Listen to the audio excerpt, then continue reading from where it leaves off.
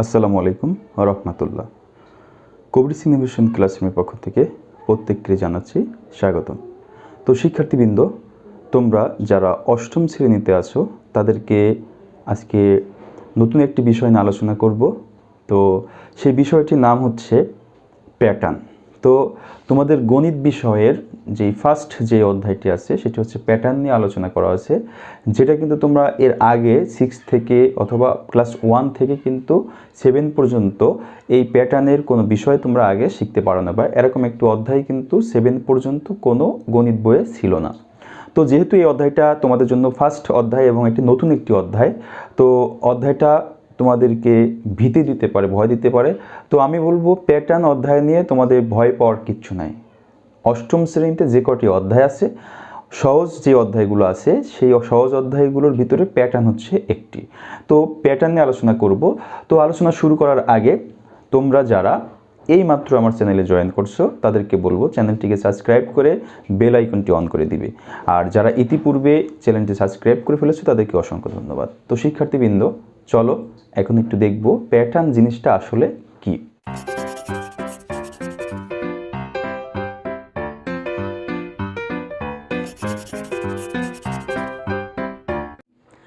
তো দেখো, এখানে আমি মেইন টপিক যেগুলো লিখে রেখেছি, মেইন টপিকসগুলো হচ্ছে প্যাটার্ন কি, 2 নম্বর হচ্ছে স্বাভাবিক সংখ্যার প্যাটার্ন। এই স্বাভাবিক সংখ্যার প্যাটার্নের ভিতরে আমি কয়েকটি ভাগে ভাগ করেছি। সেটি হচ্ছে মৌলিক সংখ্যা, ক্রমিক স্বাভাবিক বা স্বাভাবিক ক্রমিক সংখ্যার যোগফল আমরা কিভাবে নির্ণয় করব, আর বিজোড় বা স্বাভাবিক বিজোড় সংখ্যার যোগফল কিভাবে নির্ণয় করব। আর 3 নম্বর যেই টপিকটা লিখেছি সে হচ্ছে 2টি সংখ্যার বর্গের সমষ্টি আমরা কিভাবে নির্ণয় করব। তো আজকের এই বিষয়গুলো আলোচনা হবে। তো দেখো যে প্যাটার্ন জিনিসটা কি। তো প্যাটার্ন সম্পর্কে যদি আমি কোনো লিখিত ধারণা না দিই, এমনিতেই তোমাদের ধারণা দিতে চাই, তাহলে এভাবে বলবো যে তোমাদের শরীরে যদি কোনো একটা ছাপা শার্ট থাকে, সেই শার্টে দেখো একটি নির্দিষ্ট প্যাটার্নে কালার করা আছে।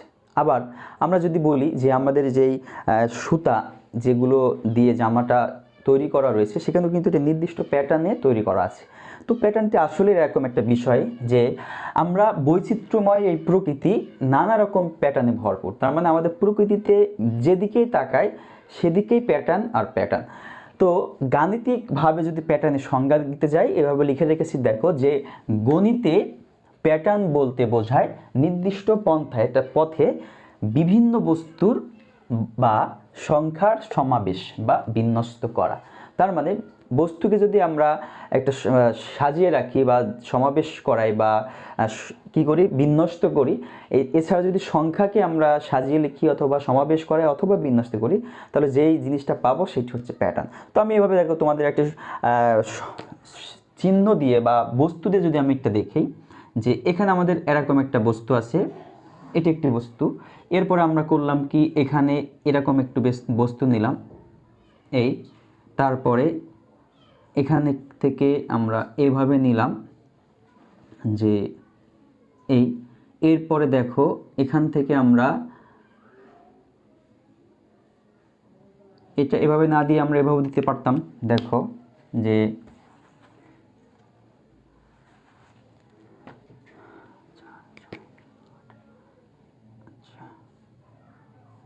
দেখো আমরা যদি প্যাটার্নে একটা নির্দিষ্ট নিয়ম মেনে চলি যে এখানে একটা ঘর আছে আর এখানে 2টা ঘর আছে আর এখানে দেখো 3টা ঘর আছে, যদি এভাবে নিতাম তাহলে বিষয়টা কি, এটাও কিন্তু একটা প্যাটার্নের ভিতর পড়ছে। এটা হচ্ছে বস্তুর প্যাটার্ন। এখানে একটা ঘর, 2টা ঘর, এখানে 3টা ঘর, এভাবে পরেরটা 4টা ঘর হবে, 5টা ঘর হবে, এটি একটি প্যাটার্ন। তো এটা গেল বস্তুর প্যাটার্ন। এটাকে যদি আমরা সংখ্যা প্যাটার্নে রূপান্তরিত করতে চাই তাহলে কিভাবে করব, দেখো যে এখানে আমাদের এই প্যাটার্নের এই চিত্রে 1 2 3 4 মানে 1 2 3 4 কাঠির সংখ্যা কত, 4, মানে এই চিত্রটা তৈরি করতে আমাদের 4টা কাঠি লেগেছে। একই রকমভাবে 1 2 3 4 5 6 এখানে লেগেছে হচ্ছে 7টি। একই রকমভাবে এখানে লিখেছে 1 2 3 4 5 6 7 8 9 10।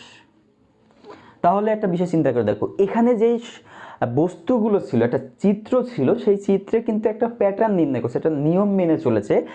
আর এখানে একটা নির্দিষ্ট পথে গেছে, সামনে এগিয়ে গেছে একটা নির্দিষ্ট নিয়ম পথে, যেটা আমরা বলেছি সংজ্ঞায় যে পন্থায়। একই রকমভাবে যদি এই সংখ্যাগুলো আমরা দেখি 4, 3, 7 আর হচ্ছে 10, সেই ক্ষেত্রে কি হয়েছে, এই সংখ্যাগুলো দেখো একটা নির্দিষ্ট পন্থায় সামনের দিকে গেছে। কিভাবে গেছে, এই 4-এর সাথে যদি আমরা 3 যোগ করি তাহলে হয় 7, যে সংখ্যাটা হচ্ছে এই। আবার এই 7-এর সাথে যদি 3 যোগ করি তাহলে হবে হচ্ছে 10, তাহলে এটা হচ্ছে 10। তাহলে আমরা বুঝতে পারলাম যে এখানে যেই সংখ্যার প্যাটার্নগুলো তৈরি হলো তাদের দুটি সংখ্যার মধ্যে পার্থক্য কি 3, তার মানে সামনে যতই যাব 3 যোগ হতে হতে যাবে, এটা একটা নির্দিষ্ট পন্থায় গেছে। তাহলে এই বিষয়টা হচ্ছে আমাদের প্যাটার্ন। তো আবার আমি তোমাদের বলছি যে গণিতে প্যাটার্ন বলতে বোঝায় নির্দিষ্ট পন্থায় বিভিন্ন বস্তু বা সংখ্যার সমাবেশ বা বিন্যস্ত করা হচ্ছে প্যাটার্ন। শিক্ষার্থীবৃন্দ, প্যাটার্ন নিয়ে আশা করি আর তোমাদের কোনো সমস্যা না থাকারই কথা। এখন আমি যে বিষয়টি দেখব সেটা হচ্ছে স্বাভাবিক সংখ্যার প্যাটার্ন। তো স্বাভাবিক সংখ্যা কোনগুলো, আমরা সাধারণভাবে যে সংখ্যাগুলো দেখি সেগুলো হচ্ছে স্বাভাবিক সংখ্যা। যেমন 1 থেকে শুরু করে আমরা যত দূর যেতে পারি, 1, 2, 3, 4, 5, 6, 7, 8 এভাবে অসীম আমাদের চলতে থাকবে, সবগুলো কিন্তু স্বাভাবিক সংখ্যা। তো এই 1, 2 এটার ভিতরে কিন্তু আমাদের জোড় সংখ্যা আছে, বিজোড় সংখ্যা আছে এবং মৌলিক সংখ্যা আছে। তো আমি ফার্স্টে তোমাদের একটা বিষয় আজকে শেয়ার করব, সেটা হচ্ছে মৌলিক সংখ্যা কাকে বলে। তো মৌলিক সংখ্যার সংজ্ঞা এভাবে বলা হয় যে এক ব্যতীত মৌলিক সংজ্ঞায় এভাবে বলা হয়েছে যে এক ব্যতীত যে সকল সংখ্যার উৎপাদক এক এবং ওই সংখ্যা ছাড়া পাওয়া যায় না সেগুলোকে বলা হয় মৌলিক সংখ্যা। এক কথা আমরা বলতে পারি এক ছাড়া অন্য যে কোনো সংখ্যাকে অন্য কোনো সংখ্যা ছাড়া ভাগ করা যায় না। যেমন দেখো, আমরা এক যেহেতু বাদ দিয়ে দিলাম, তার মানে এক হচ্ছে আমরা মৌলিক সংখ্যার ভিতরে নিয়ে আসবো না। তাহলে আমাদের পরের সংখ্যা আছে 2, পরে আছে 3, 4, 5, 6, 7, 8, 9, 10, 11, 12, 13, 14, 15, 16, 17, 18, 19, 20। 20টি সংখ্যা আমরা নিয়ে একটু আলোচনা করি। তো এই 20টি সংখ্যায় দেখো যে 2 হচ্ছে এমন একটি সংখ্যা যেটি হচ্ছে জোড় সংখ্যা। 2 হচ্ছে জোড় সংখ্যা। আমরা জানি জোড় সংখ্যাকে 2 দ্বারা ভাগ করা যায়। আসলে জোড় সংখ্যাকে 2 দিয়ে ভাগ করা যায়, 4 দিয়ে ভাগ করা যায়। তাহলে এখানে 2কে 2 দিয়ে ভাগ করা যায়। 2কে যদি আমরা 2 দিয়ে ভাগ করে দিই তাহলে আমাদের ভাগফল হবে হচ্ছে 1। 2কে 2 দিয়ে ভাগ করলে ভাগফল হচ্ছে 1। তার মানে 2 এর যেই উৎপাদক সেটি হচ্ছে 1 এবং 2। তার মানে 2 তো নিজেই আছে এবং 1, এই জন্য 2টা হচ্ছে মৌলিক সংখ্যা। বাকি এই স্বাভাবিক সংখ্যার ভিতরে যত জোড় সংখ্যা আছে একটাও মৌলিক সংখ্যা না, কারণ হচ্ছে বাকি জোড় সংখ্যাকে 2 দ্বারা ভাগ করা যায় 1 ছাড়া। যেমন বাকি 2 এর পরে কত আছে 4, 4কে আমরা কত দিয়ে ভাগ করতে পারি, 2 দিয়ে ভাগ করতে পারি, তাহলে হয় আমাদের 2। আবার 4কে কিন্তু 1 দিয়েও ভাগ করা যায়, কত হবে 4। তার মানে 4-এর 1 ছাড়া আরও একটি কি আছে, ভাগফল আছে, উৎপাদক আছে, সেক্ষেত্রে 4 মৌলিক সংখ্যা না। একই রকমভাবে 6, কারণ 6কে তোমরা 3 দিয়েও ভাগ করতে পারবা, আবার 6কে কিন্তু 2 দিয়েও ভাগ করতে পারবা, সেই ক্ষেত্রে 6-এর 1 ছাড়া একাধিক মৌলিক সংখ্যা আছে, এই জন্য 6 জোড় মৌলিক সংখ্যা না। তাহলে আমরা এটা বুঝতে পারলাম যে 2 মৌলিক সংখ্যা, জোড় সংখ্যা, এবং সবচেয়ে ছোট মৌলিক সংখ্যা হচ্ছে 2, কারণ মৌলিক সংখ্যা শুরু হয়েছে 2 থেকে। তাহলে 2 ছাড়া আর বাকি যত জোড় সংখ্যা আছে সেই জোড় সংখ্যাগুলো মৌলিক সংখ্যা না। তাহলে আমরা এখান থেকে কিন্তু জোড় সংখ্যাগুলো কেটে দিতে পারি, মানে এগুলো আমাদের মৌলিক সংখ্যা না, তাহলে আর বাকি আছে কি, বাকি আছে 3, 4, 3, 5, 7। দেখো এই 3, 5, 7, আবার দেখো 3, 5, 7, এই 3-এর যেই 3 দ্বারা এখানে যে সংখ্যাগুলোকে ভাগ করা যাবে সেই সংখ্যাগুলো আমরা কেটে দিব, কারণ 3 দ্বারা যাদেরকে ভাগ করা যাবে তাদের কিন্তু উৎপাদক 3 হয়ে চলে আসবে। তার মানে 3 দ্বারা ভাগ করা যায়, আমরা কোনটাকে দেখি, এখানে বাকি আছে 9, 9কে 3 দ্বারা ভাগ করা যায়, আমরা 9কে কেটে দিলাম। আর এখানে আর বাকি আছে 15, 15কে 3 দ্বারা ভাগ করা যায়, 3, 5, 15। আর কোনো সংখ্যা নাই যাকে 3 দ্বারা ভাগ করে যায়। এখন দেখব 5, 5 দ্বারা এমন কোনো সংখ্যা আছে এখানে যে ভাগ করা যায়, দেখি তো, এখানে 7 বাকি আছে, 11, 13, 17, 19, ভাগ করা যায় না। এরপরে 7 আছে, 7 দিয়ে 11, 13, 17, 19কে ভাগ করা যায় না। তাহলে বাকি কোন সংখ্যাগুলো আছে, বাকি সংখ্যাগুলো আমাদের আছে 2, এখানে আছে 3, এখানে আছে 5, এখানে আছে 7, আর এখানে আছে 11, এখানে আছে 13, 17, আর আছে এখানে 19। তাহলে 1 থেকে 20 এর ভিতরে মৌলিক সংখ্যা আমরা পেলাম 1, 2, 3, 4, 5, 6, 7, 8। তার মানে 8টা হচ্ছে 1 থেকে 20 পর্যন্ত মৌলিক সংখ্যা আছে। এখানে যে পদ্ধতিটা করলাম, এই পদ্ধতিটা কে আবিষ্কার করছে জানো? এই পদ্ধতিটা আবিষ্কার করছে ইরাটোস্থেনিস, যেটা আমরা বলি ইরাটোস্থেনিসের ছাঁকনি পদ্ধতি, যেভাবে আমরা একটা একটা সেকে সেকে বাকি মৌলিক সংখ্যাগুলো আলাদা করলাম। তোমাদের অষ্টম শ্রেণী যে বইটি আছে সেই বইতে তোমরা দেখতে পারবে 1 থেকে 100 পর্যন্ত একটা বক্স করা আছে, যেখানে এভাবে কেটে কেটে বাদ দেওয়া আছে, জোড় সংখ্যাগুলো বাদ দেওয়া আছে, 3-এর যেই গুণিতকগুলো আছে, 5-এর যে গুণিতকগুলো আছে, 7-এর যে গুণিতকগুলো আছে সেগুলো বাদ দেওয়া আছে এভাবে ক্রস দিয়ে, আর বাকি সংখ্যাগুলো এভাবে করা আছে। এই যে পদ্ধতিটা দেওয়া আছে এটার নাম হচ্ছে ইরাটোস্থেনিস। তাহলে আমরা যেই বিষয়টা দেখতে পেলাম সেটা হচ্ছে মৌলিক সংখ্যা কাকে বলে, মৌলিক সংখ্যা কিভাবে আমরা ইরাটোস্থেনিস পদ্ধতিতে নির্ণয় করতে পারবো। তোমাদের বহু নির্বাচনী যেই প্রশ্নটা আছে যে নৈবিত্তিক, এখানে কিন্তু আসে যে মৌলিক সংখ্যা পরিমাপ বা মৌলিক সংখ্যা গণনা করার যে পদ্ধতি সেটি কে আবিষ্কার করছে, বা কোন পদ্ধতি আবিষ্কার করা যায়, বা নিচে কে আবিষ্কার করেছে, এটা আমরা দিব হচ্ছে ইরাটোস্থেনিস ছাঁকনি পদ্ধতি। যে পদ্ধতির নামটা কি? ইরাটোস্থেনিস ছাঁকনি পদ্ধতি। ওকে, তো এখন আমরা চলে যাব নেক্সট যে টপিকটা রয়েছে, সেটা হচ্ছে স্বাভাবিক ক্রমিক সংখ্যার যোগফল। এটা কিন্তু সবচেয়ে ইম্পর্টেন্ট টপিক, সেটা হচ্ছে প্যাটার্নের। কারণ আমরা সৃজনশীল যখন প্র্যাকটিস করব দেখব যে সৃজনশীলের অধিকাংশ প্রশ্নই আসবে যোগফল নির্ণয়, সমষ্টি নির্ণয়। আর সেই যোগফল আর সমষ্টি নির্ণয় করতে গেলে এখানে যে সূত্রটা এখন আমরা দেখব, এই সূত্রটা দিয়ে কিন্তু যোগফল নির্ণয় করতে হবে। তো শিক্ষার্থীবৃন্দ, চলো আমরা একটু স্বাভাবিক সংখ্যার যেই যোগ আছে সেই যোগটা একটু কিভাবে নির্ণয় করা যায় একটু দেখি। তো স্বাভাবিক সংখ্যার আমি এভাবে যোগ করতে পারি, দেখো যে এখানে যদি 1 যোগ 2 যোগ 3 যোগ 4 যোগ 5 এই পর্যন্ত যোগ করি, তাহলে কি বিষয় হয় দেখো তো।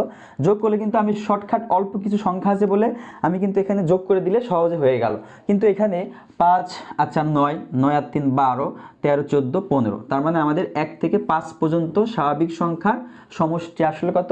15। কিন্তু যদি সংখ্যাগুলো অনেক থাকে, 1 থেকে 100 অথবা 25 থেকে এরকম একটা নির্দিষ্ট পরিমাণ দেওয়া থাকতে পারে, অথবা অনেক কিন্তু সংখ্যা থাকে 100, 150, 200 পর্যন্ত পদ সংখ্যা থাকতে পারে, সেই ক্ষেত্রে এখানে আমরা এইভাবে কিন্তু যোগ করতে গেলে আমাদের অনেক সময় লাগবে, এবং হচ্ছে সেটি আমাদের সিস্টেমের মানে বাইরে চলে যাবে, সময়ের বাইরে চলে যাবে।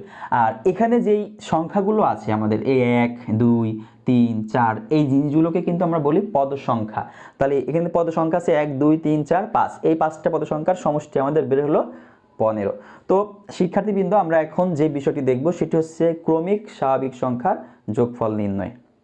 স্বাভাবিক ক্রমিক সংখ্যার যোগফল নির্ণয় করার জন্য আমরা একটি পদ্ধতি অবলম্বন করব, যে পদ্ধতিটা হচ্ছে দেখো যে আমরা ক সমান এখানে ধরে নিব 1 যোগ 2 যোগ 3 যোগ 4 5 6 এভাবে আমরা 10 পর্যন্ত সংখ্যাগুলো যোগ করে নিব 10। এরপরে দেখো এই সংখ্যাগুলো যদি আমরা উল্টিয়ে লিখি এভাবে, যে প্রথমে 10 লিখব, তারপর হচ্ছে 9, তারপরে 8, তারপরে হচ্ছে 7, পরে 6, 5, 4, 3, 2, 1। কারণ ক সমান যেহেতু আমরা 1 থেকে 10 ধরেছি, তাহলে এই ক সমানে কিন্তু আমরা 10 থেকে 1 পর্যন্ত লিখতে পারি। তাহলে এই যে ক সমান আমরা 1 থেকে 10 পর্যন্ত ধরেছিলাম, এখানে প্রথম পদ কত হয়েছিল বলো তো? প্রথম পদ কিন্তু 1, তাই না? তাহলে এই বিষয়টা আমরা আরও পরে ক্লিয়ার হবে। দেখো যে এটা যদি যোগ করি তাহলে ক আর ক আমরা পাবো হচ্ছে 2ক, এটা হচ্ছে যোগ করে পাশে লিখে দিলাম যোগ করে। তাহলে এখানে থাকবে আমাদের দেখো যে 1 যোগ 10 প্লাস 2 যোগ 9, এভাবে কিন্তু চলে গেলে আমরা লাস্টে কি পাবো দেখো তো? লাস্টে কিন্তু পাবো 10 যোগ 1। এরকম একটা বিষয় পাবো না? আমরা এই সংখ্যাগুলো যে দিক থেকে যোগ করি না কেন, এ পাশ থেকে এ পাশ থেকে যোগ করলে আমাদের প্রত্যেকটা পদে কিন্তু 11 করে হচ্ছে। 10 আর যোগ 1 11, 9 আর 2 যোগ করলে 11, এখানে ওইভাবে প্রত্যেকটা কিন্তু 11 হবে। এখানে দেখো 5 আর 6 যোগ করলে কিন্তু 11 হতো। তাহলে আমরা কিন্তু এভাবে লিখতে পারি যে 2 ক সমান এরকম 1 + 10 কয়টা সংখ্যা হইতে পারে এখানে পদ 11 10টা হইতে পারে। তাহলে কিন্তু আমরা লিখতে পারি 1 + 10 ইন্টু 10টি, এভাবে সংখ্যা আমরা লিখতে পারবো যেটার পদের মান হবে 11 করে। এরপর আমরা এখান থেকে কয়ের সাথে যেহেতু 2 গুণ আছে আমরা এপাশে কটা রাখবো, যেহেতু কয়ের মান বের করব, ক ছিল সবগুলো সমষ্টি, তো এখানে ক সমান কিন্তু আমরা লিখতে পারি যে 1 + 10 ইন্টু 10 নিচে হচ্ছে 2। তো এখান থেকে আমরা সূত্রর আগে প্রয়োগ করে নিই, তারপরে দেখব যে 1 থেকে 10 পর্যন্ত সংখ্যাগুলো যোগ করলে মান কত হয়। তো এখানে যে 1 এটি কি ছিল, প্রথম ছিল না পদ, তার মানে 1 সমান কিন্তু আমরা পালাম হচ্ছে প্রথম সংখ্যা অথবা প্রথম পদ। এরপরে এই যে 10 এটা কিন্তু 10তম পদ মানে শেষ পদ ছিল, তাহলে 10 সমান কিন্তু ছিল এখানে শেষ পদ, শেষ পদ বা শেষ সংখ্যা। আর এই 10টা কিন্তু শেষ পদ না, এই 10টা এরকম সংখ্যা আমরা 10টা পেয়েছি মানে পদ সংখ্যা, তার মানে এই 10টা হচ্ছে পদ বা পদ সংখ্যা। এই তাহলে আমরা যদি এই মানগুলো এখানে বসাই দিই তাহলে কি হয় দেখো তো, এখানে কিন্তু আমাদের এরকম হবে যে এই 1 মান হচ্ছে প্রথম পদ যোগ 10 মান হচ্ছে শেষ পদ এরকম ইন্টু এটার মান কিন্তু পদ সংখ্যা বা পদ সংখ্যা, আর নিচে আছে কত 2। তাহলে এটা কিন্তু আমাদের সমষ্টির সূত্র গেল, স্বাভাবিক ক্রমিক সংখ্যার সমষ্টির সূত্র, প্রথম পদ যোগ শেষ পদ ইন্টু পদ সংখ্যা ডিভাইডেড বাই 2। আশা করি এই সূত্র তোমরা বুঝতে পেরেছো। আমরা যখন তোমরা এই সূত্র একটু মনে রাখার চেষ্টা করবা, যখন আমরা সমষ্টি নির্ণয় করব তখন এই সূত্রটা কিন্তু আমাদের খুব কাজে লাগবে সূত্রটি। তো এখন আমি যেটা দেখবো সেটা হচ্ছে 1 থেকে 10 পর্যন্ত সংখ্যার যোগফল কত হয়।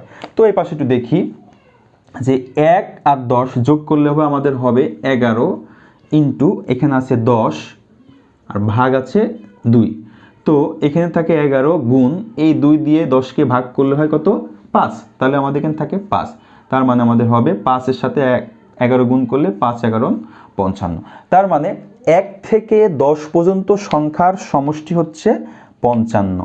1 থেকে 10 পর্যন্ত সংখ্যার সমষ্টি হচ্ছে 55। তাহলে একই রকমভাবে কিন্তু আমরা 1 থেকে 100 পর্যন্ত সংখ্যার বের করতে পারবো। সাপোজ এখানে আমরা 100 নিলাম, তাহলে এর আগে কি ডট ডট আমাদের কিছু সংখ্যা আছে 100 পর্যন্ত, তাহলে এখানে যদি এই মানটা আমরা বসাই দিই তাহলে কত হয় দেখো তো, একটু খেয়াল করি যে আমরা এই জায়গাটা যদি বসাই যে প্রথম পদ কিন্তু একই থাকবে তাই না, তাহলে প্রথম পদ 1 আর শেষ পদের জায়গায় কত হবে 100, আর পদ সংখ্যায় কত হবে আমাদের এরকম 1 থেকে 100 পর্যন্ত গেলে 100টা পদ হবে, সেই ক্ষেত্রে আমাদের হবে এখানে 100, নিচে হচ্ছে 2। তাহলে এর আমরা যদি যোগ বিয়োগ করি দেখো 2 দিয়ে 50 100কে ভাগ করলে আমাদের হবে 50, তাহলে একবার হয়ে গেল, এখানে থাকে হচ্ছে 101 গুণ হচ্ছে 50, তাহলে গুণ করলে 0 নেমে গেল, 5 একে 5 0, 5 একে 5, দেখো এই শূন্য কিন্তু এই অঙ্কটা হলো 5050 মানে 5050, এটি হচ্ছে 1 থেকে 100 পর্যন্ত সংখ্যার যোগফল। তাহলে দেখো তো শুধু এই সূত্র ব্যবহার করে আমরা 1 থেকে 100 পর্যন্ত সংখ্যার ক্রমিক স্বাভাবিক সংখ্যার যোগফল কিন্তু খুব সহজেই নির্ণয় করতে পারলাম। তাহলে এই সূত্রটা মনে রাখলে আমরা যে কোনো ধরনের প্রশ্ন যদি আসে যোগফল নির্ণয় করার ক্ষেত্রে সেক্ষেত্রে কিন্তু আমরা খুব সহজেই যোগফলটা নির্ণয় করতে পারছি। তাহলে এটি গেল আমাদের স্বাভাবিক ক্রমিক সংখ্যার যোগফল নির্ণয়। এরপর আমরা যেটা দেখবো সেটা হচ্ছে বিজোড় সংখ্যার যোগফল নির্ণয়। তো বিজোড় সংখ্যার যোগফল আমরা দেখো এভাবে নির্ণয় করতে পারি, যদি একটি সূত্র আমরা এখানে কল্পনা করি যে সূত্রটা হচ্ছে এরকম যে ক্রমিক স্বাভাবিক বিজোড় সংখ্যার যোগফল যদি আমরা এইভাবে লিখি যে সূত্র হচ্ছে ক স্কয়ার ক্রমিক স্বাভাবিক বিজোড় সংখ্যার যোগফল, যোগফলের সূত্র হচ্ছে ক স্কয়ার, মানে কটা হচ্ছে এখানে পদ সংখ্যা। তাহলে আমরা একটু দেখি খেয়াল করে যে আমাদের ক্রমিক সংখ্যা এখানে আমরা ধরে নিলাম 1, বিজোড় সংখ্যা 3, 1 যোগ 3 যোগ 5 যোগ 7 যোগ 9 যোগ 11 যোগ 13 যোগ এখানে নিলাম 13 পর্যন্ত নিলাম, ঠিক আছে। তাহলে এখানে দেখো, আর যদি আরও নিই 13, 15, তারপরে 15 পর্যন্ত নিলাম, 15, 17, এটা আমাদের ম্যাটার না। ম্যাটার আমরা হচ্ছে দেখব যে আসলে কিভাবে বিজোড় স্বাভাবিক সংখ্যার যোগফলের সূত্র কয় স্কয়ার হয়। তাহলে এখানে আমাদের সংখ্যা আছে 1, 2, 3, 4, 5, 6, 7, 8।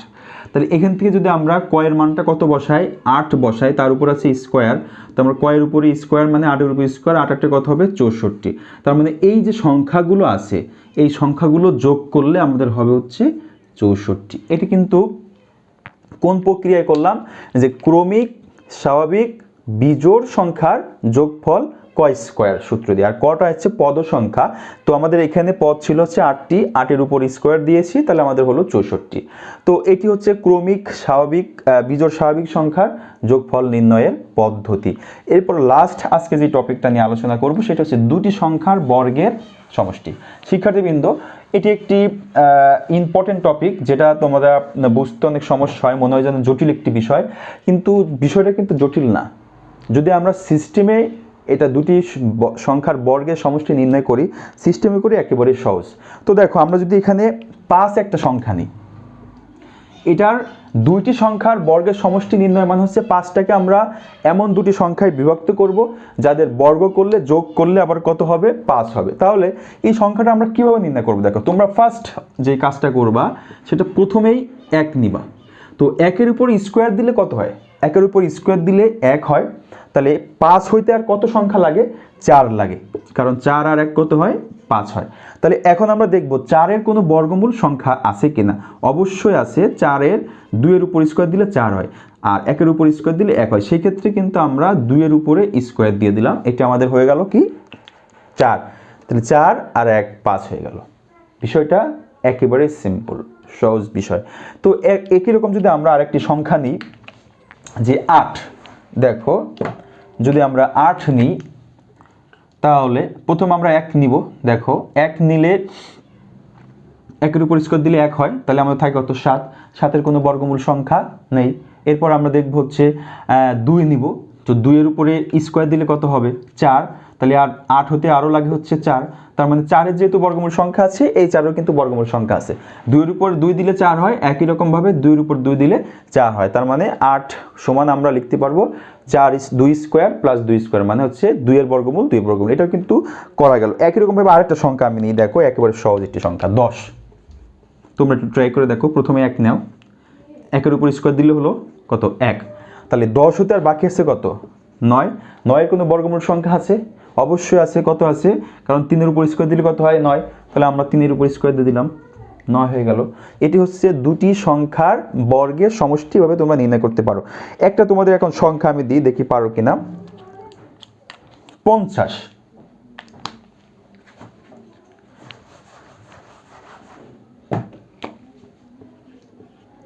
50 সংখ্যাটা কিন্তু বর্গমূল দুটি বর্গের সমষ্টি নির্ণয় করা একেবারে সহজ।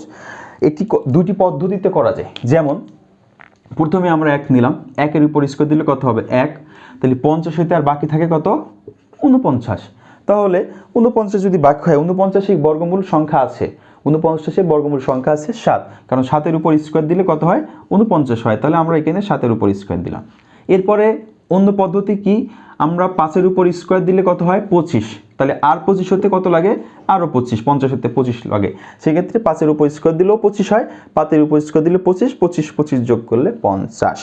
তো শিক্ষার্থীবৃন্দ, এটি হচ্ছে আমরা দেখলাম যে দুইটি সংখ্যার বর্গের সমষ্টি নির্ণয়। তো আজকে আমি এতটুকু আলোচনা করার চেষ্টা করেছি। তোমাদের আরেকটি ক্লাস নিব যেখানে আরও কিছু বেসিক জিনিস যেগুলো আছে, যেই প্যাটার্নের মৌলিক বিষয়গুলি, সেগুলো আলোচনা করব। পরে তৃতীয় ক্লাস থেকে আমরা মূল যেই অনুশীলনমূলক প্রশ্নগুলো আছে সেগুলো ব্যাখ্যা করব।